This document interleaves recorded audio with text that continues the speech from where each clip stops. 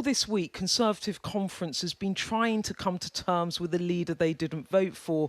This a PM who's been battered from the fringe sidelines and beset by leaks preempting what he needs to be, a game-changing speech.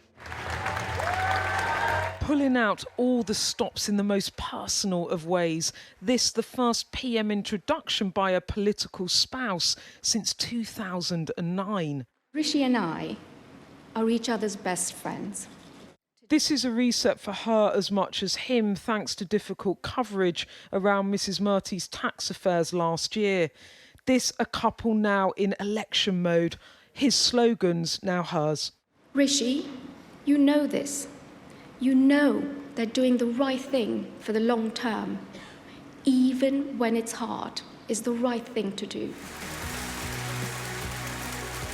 This a scene from a presidential playbook. This a Prime Minister making a personal pitch. My story is a British story. A story about how a family can go from arriving here with little to Downing Street in 3 generations. Now, I am proud to be the first British Asian Prime Minister. But you know what? I'm even prouder that it's just not a big deal. Today, all about connecting with voters, and it moved his Education Secretary to tears in the room. A speech as much about where he came from as where he wants to go next. HS2 is the ultimate example of the old consensus. Mr Sunak modelling himself as a reformer ready to take tough decisions. High-speed rail to the north, the first casualty. I am ending this long-running saga. I am cancelling the rest of the HS2 project. And in its place, we will reinvest every single penny, £36 billion, in hundreds of new transport projects in the North and the Midlands across the country. The PM delighted to have got it off his chest. Announcements too on smoking, with the legal age being raised by a year every year. And big reform in education, a new qualification system for 16 to 19-year-olds in England. And plenty of politics too. Goading Keir Starmer. He is the walking definition of the 30-year political status quo I am here to end. And trying to take Labour into culture war territory. And we shouldn't get bullied into believing that people can be any sex they want to be. They can't. A man is a man and a woman is a woman. That's just common sense.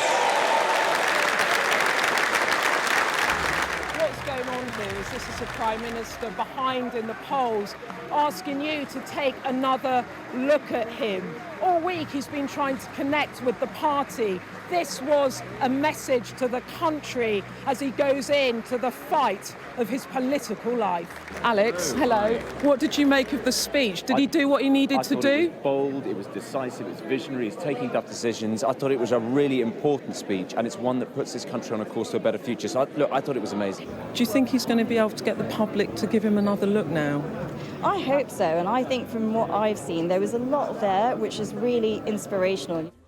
But key components of the PM's new Northern Network, in reality a rehash of previous Tory plans postponed or cancelled. The Prime Minister just delivered to deliver the Northern Powerhouse Rail in full, which runs through Bradford.